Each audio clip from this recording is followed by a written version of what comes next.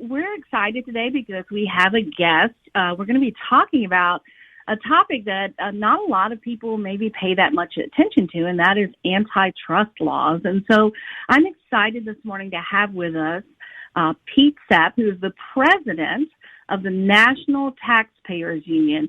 And Pete, I'm going to just sort of let you introduce yourself. I know we're all in three different locations this morning, but you're up in D.C. where I think the snow is much deeper. Maybe not if people are listening in North Mississippi. But I'll let you tell us a little bit about your organization and introduce yourself to our audience. Well, sure, Starla. Thanks for having me. The snow in my neighborhood is 7 inches, and of course, given the drama that is Washington, D.C., you would think the world has ended here. But no, we're moving forward, and really glad to be able to talk about this important issue. Folks listening out there might hear the word antitrust and just go to another station, flip that dial. I say, please don't, because this is an important matter affecting American taxpayers. That's why National Taxpayers Union is involved in this issue. We were founded back in 1969 to work for lower, fairer, simpler taxes, less wasteful government spending, accountability from public officials, and smart regulations for our economy rather than overly restrictive ones that kill innovation. That's where this antitrust issue comes in. I've been president of National Taxpayers Union and its research arm, NTU Foundation, since 2014. I've worked in other capacities at NTU since 1988. One of the passions of mine has to do with taxpayer rights and protections when dealing with the IRS. The first issue I worked on back in 1988 was the Taxpayer Bill of Rights in the Technical and Miscellaneous Revenue Act of 1988. We've had several IRS reform bills since that time, and of course, the IRS is in the headlines right now, having just gotten a clip to its funding of about $20 billion of the $80 billion they got under Joe Biden's Build Back Better legislation. And so all of these things, IRS, tax system, government budgeting, national debt, regulation, they all concern taxpayers. And I'm happy to be able to talk today about the antitrust issue and how this meshes with all of the other things we're doing in fiscal policy right now.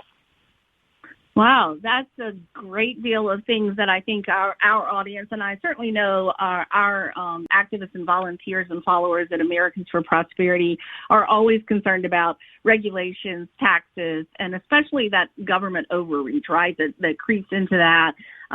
There's a lot of things that government does on a daily basis that impact us and impact us right in our pocketbook. And so it's great to have an organization like yourself out there, among others, that really lean into this area, right? And really, I think a lot of times your organization, from my past experience of watching you on social media, you're sort of a watchdog too, right? You're keeping people apprised of these things that sometimes don't get a lot of attention in the media, but get slipped into policy and law that comes up. And on behalf of the taxpayers, we appreciate your organization watching out for us there.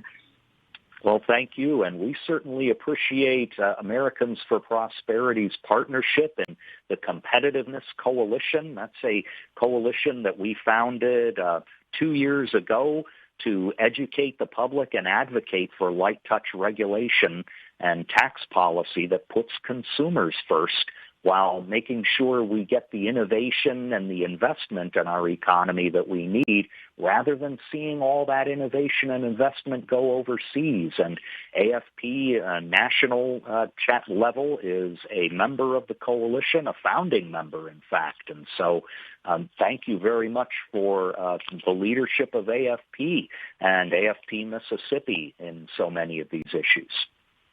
Yeah, well, thank you. Well, listen, I know we're going to talk a good bit today around antitrust. And so let's just kick this off with making sure, because like you said, that word antitrust, that doesn't, especially when we're talking about government, that can put people at a bit of unease, right? So we want to make sure, let's first sort of define what are antitrust laws. I mean, a lot of people see the word, hear the word, but I don't know if they have the depth of knowledge. So enlighten us a little bit more about what exactly are these types of laws and regulations. Sure. So we may remember from our high school history textbooks the era of trust busting. That was in the late 19th and early 20th centuries when we had very large business concerns, railroads and banks and the like, being accused of colluding with each other, trying to corner markets so that they could determine whatever price they wanted for a given good or service, rather than allowing market competition to decide the price and value combinations that consumers wanted. And so you kind of recall Teddy Roosevelt and Woodrow Wilson, by the time the 20th century had turned, acting against trusts. And in the early part of the 20th century, there was something called the Bureau of Corporations that was founded in 1903. That was already in place after about a decade of the so-called Sherman Antitrust Act. By 1914, there was the creation of the Federal Trade Commission as we know it today. And the purpose of the Federal Trade Commission and the Department of Justice's Antitrust Division and the Sherman Act and other acts that would follow is to try to regulate competition.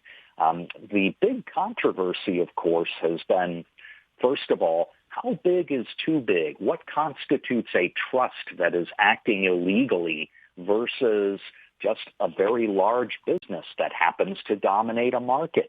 Then there's the question of, well, how much regulatory power does government need to make sure that we have free market competition versus rewarding competitors within the market that have political influence over the government? A big controversy that carries on to today. There's also the problem of vagueness in antitrust laws.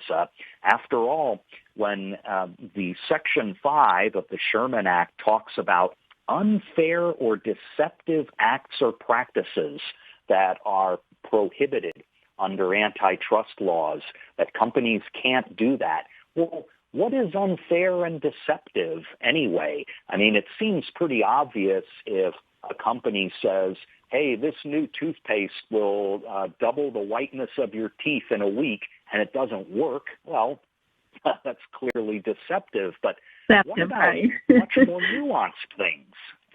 This is the Federal Trade Commission kind of used the unfairness clause and widened it to define unfairness as practices that are, quote, immoral, unethical, oppressive, or unscrupulous, unquote. Well, okay, great words, but again, what do those mean on the ground in the marketplace where businesses can often engage in some pretty rough competition and consumers are wondering who's looking out for them? What is immoral policy? I think we're still wrestling with those definitions today. And I think when you have broad terms such as you just described, right, it leaves a lot of room for interpretation. And if people have a set agenda, one that, is an anti-competitive agenda within the marketplace, it's probably pretty easy to take a broad term like that, right, and apply it to someone and say, well, I think this is immoral or it's unscrupulous, right, because it competes with my business or something like that. And that's not what a free market approach should be. So it's interesting to realize these terms. I don't think a lot of people realize this has been in some of this interpretation that we're talking about. Yeah, absolutely. And while we can get further into this after the break, I think the important thing to remember is ever since the 1970s, really, and as antitrust law evolved over a number of decades, there's been an attempt to really understand that the purpose of antitrust law is to serve consumers. In other words, you don't necessarily utilize antitrust law to benefit one competitor over another. Ultimately, these laws are supposed to protect consumers from high prices, artificially high prices, and practices that are attempting to basically wipe out markets so that one company can monopolize them and charge whatever it wants. That's called the Consumer Welfare Standard. It was established by a lot of court decisions beginning in the late 1970s and early 1980s. Well, today, that Consumer Welfare Standard is under attack by overzealous regulators at the Federal Trade Commission and the Department of Justice. And what they're trying to do is establish a new kind of antitrust standard that would give federal agencies vast powers to regulate all parts of the economy, telling which companies can and can't merge, telling them what they can and can't charge down to the dollar for their products, rewarding companies that act the way the government wants them to act, and punishing those who won't toe the line politically. And those are all very dangerous developments that taxpayers need to be aware of for a number of reasons. Definitely agree with that. When we start talking about, and we've already put a tremendous amount of power in government agencies, especially at the federal level, and often in the state level across the board. We place power there, but there's so much room for abuse of that power, right, and overregulation when we get outside of our legislative process at any level of government, and we turn that power over to individuals who, like you said, could be politically motivated. And the idea of manipulating the marketplace rather than protecting the consumer is a really serious thing that everyone should be paying attention to, because, sometimes we wake up and we say, hey, how did this happen? Or how did we get here? Well, all along, we were getting there for a period of time, but when we weren't, when we weren't watching what was going on and these small incremental steps of putting power in the hands of people who will abuse it or will overregulate or will try to manipulate our economy is something we all should be very concerned about. Well, we're going to head to a break here, Pete. When we come back, let's get down into the weeds a little bit more on this, and let's talk about some of the recent cases that we've had or recent things that have been happening, and especially that DOJ part. So we'll head on to a break, and we'll be right back.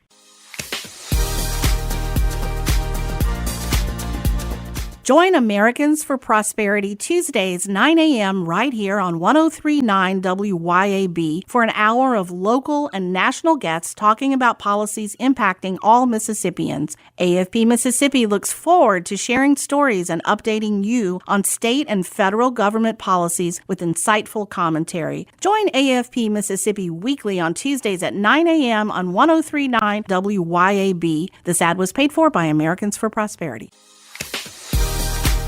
You're listening to the Americans for Prosperity weekly radio program. Now, back to the show. All right, and we are back on 103.9 WYAB. It's the Americans for Prosperity radio show with Starla and Pete. Starla, I'm going to let you take it away.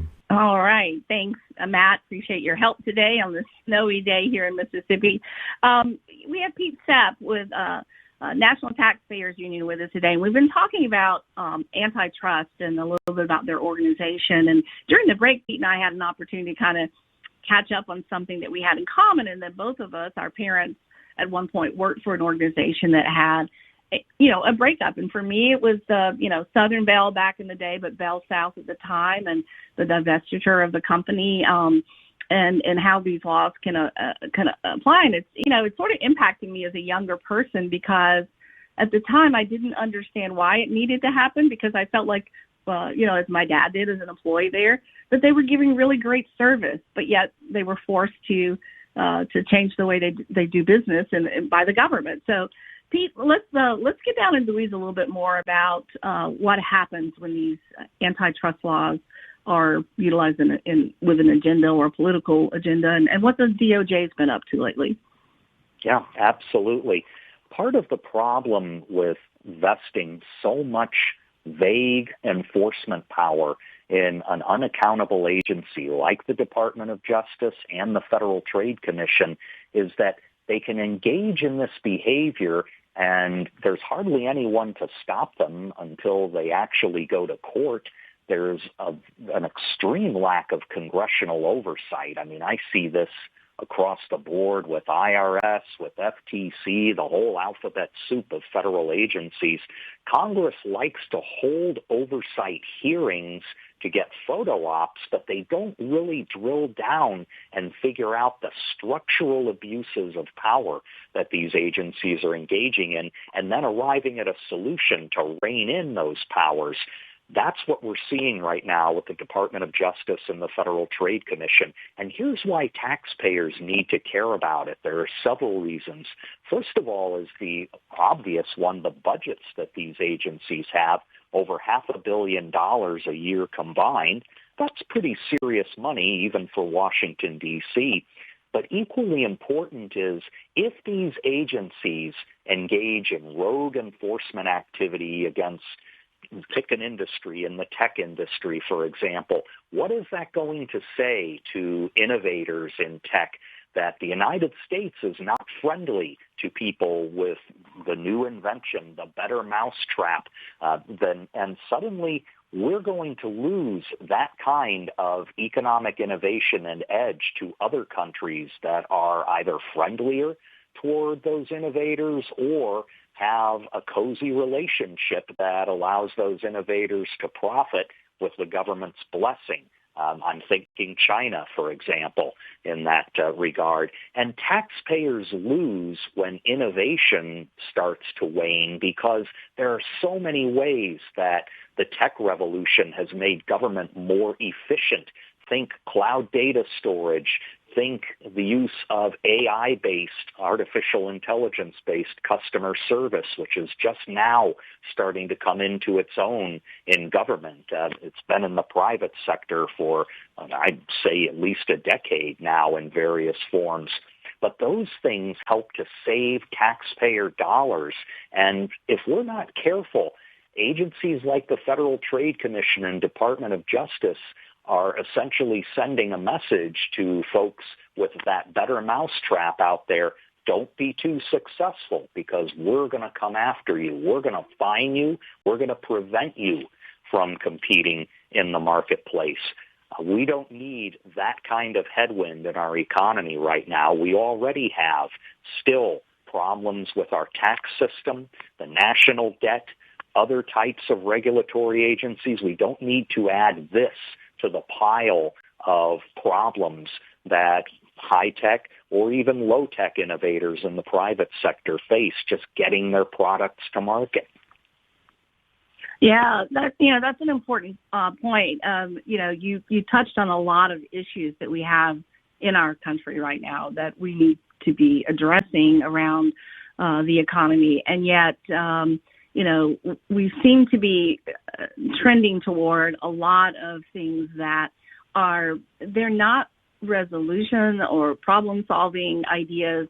They're actually more bureaucracy, more regulation, and they're not benefiting the economy. In fact, they're moving away from a free market approach to the economy. And you're right. We should be very alert. We should be very tuned in to these types of things that are going on at the federal level because, as I said earlier, by the time something is sort of across the line there and in place, people sometimes then wake up and say, "Oh, wow, when did this happen?"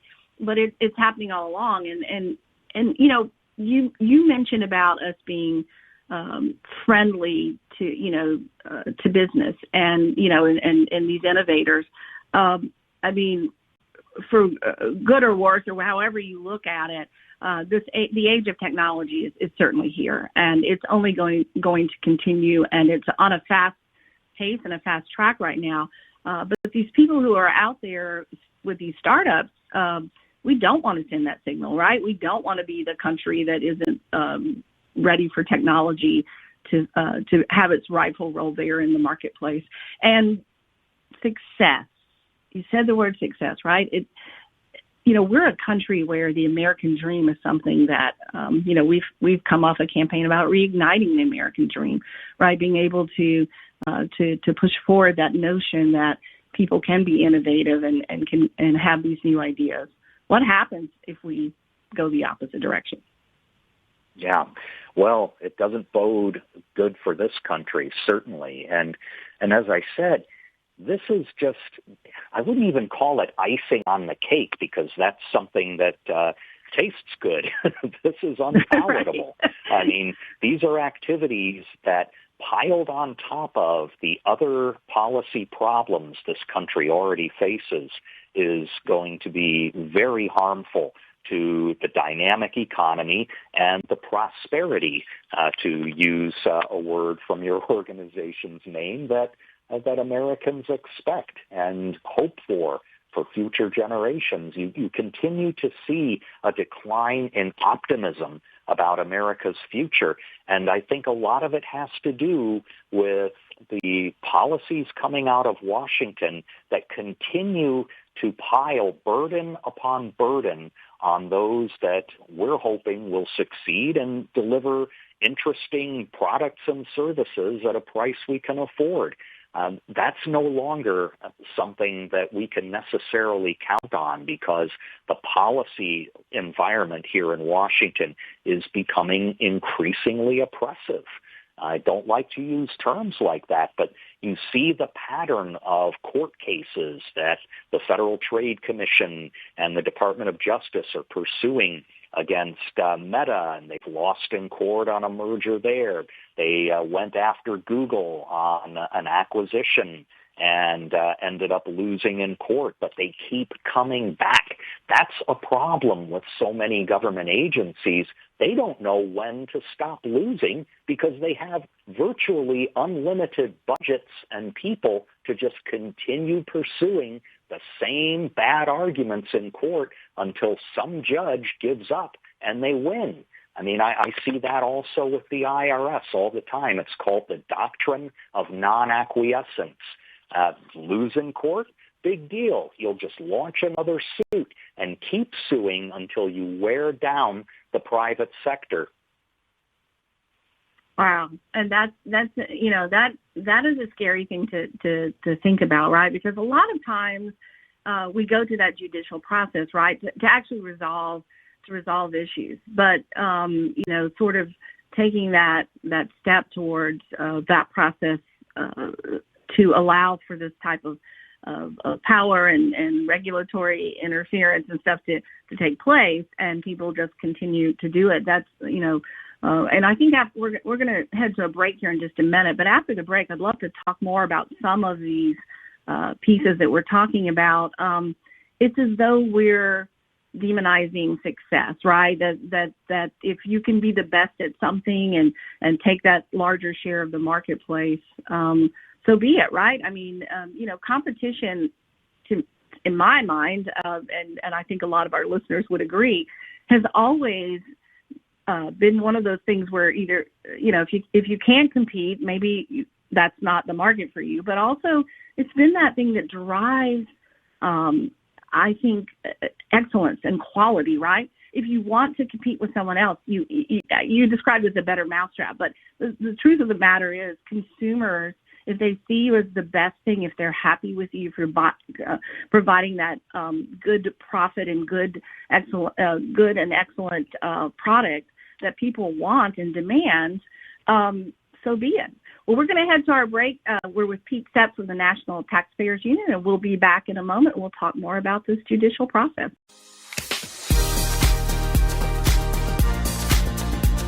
Join Americans for Prosperity Tuesdays, 9 a.m. right here on 103.9 WYAB for an hour of local and national guests talking about policies impacting all Mississippians. AFP Mississippi looks forward to sharing stories and updating you on state and federal government policies with insightful commentary. Join AFP Mississippi weekly on Tuesdays at 9 a.m. on 103.9 WYAB. This ad was paid for by Americans for Prosperity. You're listening to the Americans for Prosperity weekly radio program. Now, back to the show. All right, and welcome back on 1039 WYAB. It is the Americans for Prosperity radio hour. We have Pete Sepp and Starla Brown on the line. Starla, I'm going to let you take it away. All right. Thanks, Matt. Appreciate you again making that trek in today on this very cold day in Mississippi. Pete Sepp is with us. He is the president of the National Taxpayers Union, and we've been talking about a lot of things, but primarily about antitrust laws and kind of walking through the history of these and what they were intended to do and where we see some potential issues that have certainly come up in recent years. Pete, let's talk a little bit more. As we went to the break, we were sort of talking about the idea of what is happening in the court system around some of these laws. And I know there's been several high-profile cases. One was recently with Google, et cetera. Can you walk us through some of those examples and a little bit more about how the DOJ and other entities are working in this scenario and why we should be alarmed about these types of cases that have been coming up? Sure, absolutely. And we had discussed how Meta and Google have been sued by antitrust authorities in various forms for acquisitions and the like, and the government has lost a lot of those cases. But there's one in particular with Google that remains in the courts, is awaiting a decision. This was a case first brought by the federal government, then by almost 40 state attorneys general, including Mississippi's attorney general. And the cases merged, so the state and federal governments pursued 7 different lines of argument saying that Google's behavior was anti-competitive. The judge, and this is not a jury trial, it's a bench trial with a judge only hearing the case, Judge Mehta, threw out 4 of the 7 arguments that the governments were making against Google. One of them was really far-fetched, and it was essentially Google's search advertisers, Yelp and TripAdvisor, complaining that their results were not being displayed in the favorable manner they wanted when you do a Google search. Well, the judge threw out that charge, saying, well, this is not something that antitrust law is equipped to handle. If you don't like the way your advertising looks, take it up with Google. That seems kind of obvious. But of the 3 remaining charges out of the 7, the big one is the deal that Google and Apple made to have Google's search engine featured on Apple's devices. And that is going to be the central charge that Judge Mehta is going to be deciding at some point this year. Both Google and the government made their cases and rested their cases late last year. And so now it's in the decision phase. This is very important because it goes to the heart of how much government can regulate private arrangements between 2 companies. I mean, after all, we see this in retail outlets all the time. Private companies come to an agreement with the retailer to have their products preferentially featured on the best shelves in the store. Well, with this, also, Google's arrangement with Apple to have the search engine preloaded on Apple devices, that prompts the question, where is the consumer harm here when Google's search engine is free? I mean, obviously, you have to see a lot of ads, but you don't pay a monthly fee for it. And what is the problem when a customer can offload the Google search engine from their device in a few clicks and put whatever engine they want on there, versus the Federal Trade Commission, where you have to click through half a dozen times just to file a consumer complaint. It's easier to switch your search engine away from Google than it is to even reach out to the government online. So, these are important questions. Right. And I think that premise that you talked about, sort of that bottom line here, is that this is this outcome impacts how two businesses decide to work together. I know we talked about some of those broader terms earlier, as that I guess you could say the DOJ would apply in this. But who decides if no one is being harmed, right? That sort of do no harm approach to things. If no one's being harmed, if I decide, and look, I'm a user of Google. I find it to be great. I've used it for a number of years. I'm not here to pitch an ad for it. I have plenty of friends, and I use another search engine as well, for different reasons, right? One provides something I typically want in one scenario, and another for another purpose. But at the same time, it's up to the consumer to make those decisions, right? What works best for them. And I think it feels like they're sort of searching for some sort of issue here that would allow for them to institute this premise of we're going to be able, set a precedent here about how two businesses can work with each other. That's scary, and that should be scary for any business out there, because the impact of a law or case law that sets a precedent like that is can be harmful to anyone at any level, right? Right, and part of the problem too is that in the marketplace, the markets actually shift. Consumer preferences shift.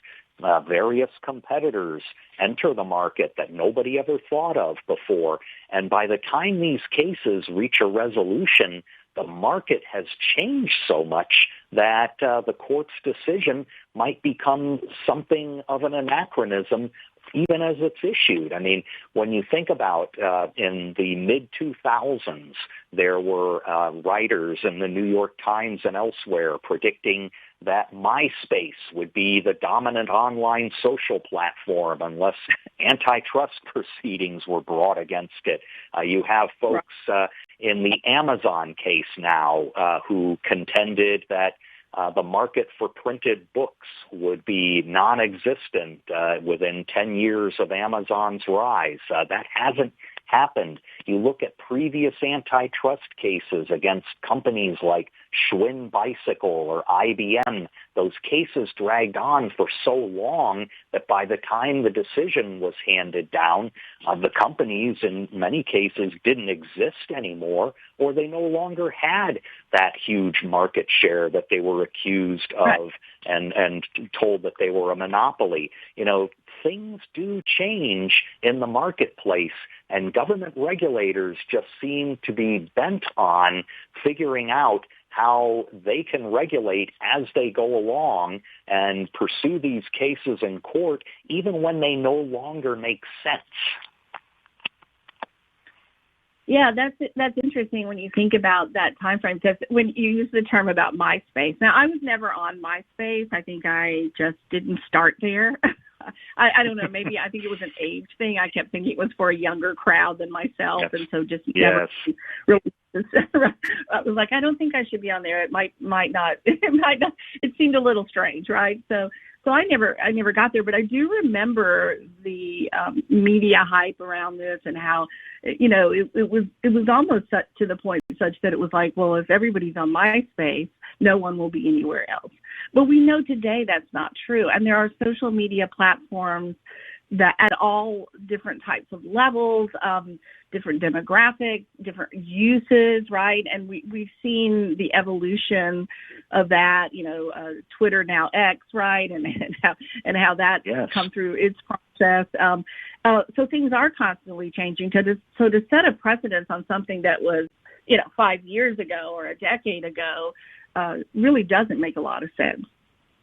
That's right. And, there are already industry observers saying that, well, sure, Google has a dominant position in search right now, but with the rise of artificial intelligence, it's quite possible that Google's information-based architecture, where they got customer and search data, and they based their expansion and their search engine preferences on that and delivered a superior product, that may all be threatened by new business methods utilizing artificial intelligence.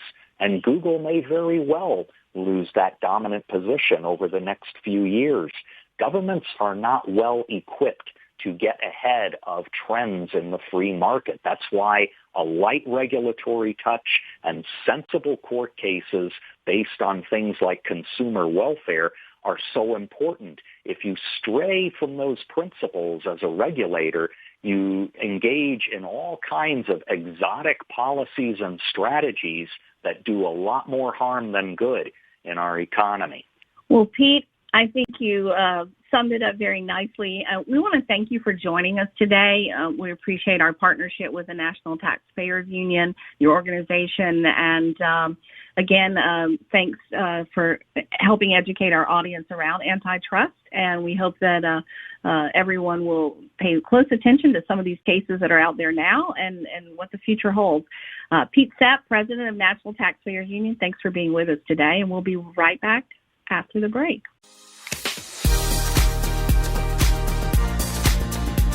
Join Americans for Prosperity Tuesdays, 9 a.m. right here on 103.9 WYAB for an hour of local and national guests talking about policies impacting all Mississippians. AFP Mississippi looks forward to sharing stories and updating you on state and federal government policies with insightful commentary. Join AFP Mississippi weekly on Tuesdays at 9 a.m. on 103.9 WYAB. This ad was paid for by Americans for Prosperity. You're listening to the Americans for Prosperity weekly radio program. Now, back to the show. All right, and we are back for the final segment of today's Americans for Prosperity radio show. Starla, why don't you take it away? Thanks, Matt. We're excited. Another week of our legislative session in Jackson is underway. Obviously, we wish all of our legislators who are traveling in either yesterday or today safe travels. We'll be looking forward. There's already some bills starting to be filed. I've been actually reviewing some of those this morning, and we look forward to seeing some good policy come across this year, as you know. But anyway, I just wanted to point out to everybody that business is underway at the Capitol in Jackson, and we hope that you'll pay attention not only to our social media posts, but our weekly radio show. Also, we're coming up on February 7th. We'll have our day at the Capitol for our activists and volunteers, and we're going to be announcing our speakers for that event. It's going to be a wonderful day at the Capitol with a luncheon, some time over under the dome, and hopefully some good time together for people to meet and or talk with their legislators while they're in town, and to really engage in the process. I think that's really important. One of the things that we like to see people do is to learn more about being engaged in the process. We're also going to have some kind of mini legislative days, and we're going to be taking activists to the Capitol this year on other days as well. But that's our big event, February 7th. So if you follow us on Americans for Prosperity Mississippi on Facebook, we'll be getting an event up soon, some additional information coming out to you. But save the date. You'll want to be coming into Jackson that day and spending the day with us, hearing some wonderful speakers, having a great lunch. And then, like I said, getting over to the Capitol and actually engaging in that process. So we're excited for those who are going to be able to attend. We already have some commitments from some different groups and organizations that are going to be joining us, and we're just excited about it. We want people to really understand the process and to know their legislators, right, and to be able to have conversations with them about the issues they're facing, understand the bills that are coming through, and that kind of thing. So we're pretty excited about that. But we'll be at the Capitol every day. Kate or myself will be there, and we'll be looking forward to enlightening people on what's going on, right? And so we're going to have some action alerts coming up, because there are going to be times we need you to reach out to your legislators to support their efforts, or maybe there's a bill that comes up that we need to make sure doesn't happen, right? We want to oppose those things that don't make Mississippi thrive. So we hope you'll pay attention. Last week we had all of our engagements directors in the audience, on the show, and the audience got an opportunity to sort of meet them personally. If you haven't listened to that, you can go to our podcast. It's all up on our Facebook and Twitter accounts, and take a listen. And their phone numbers are there. Call them. If you live in their region, North Mississippi, Central Mississippi, we want you to engage. And so we look forward to having a wonderful conversation and getting you involved in the activities we're doing here in the state. Shout out to our friends over in Lauderdale County who volunteered with us this past Saturday on the National Day of Action. We're looking forward to additional time with our groups over there and be in the Meridian area soon. So this is the Americans for Prosperity Hour at WYAB. All right. Thank you so much, Starla, and we'll see you next week, okay? Sounds good.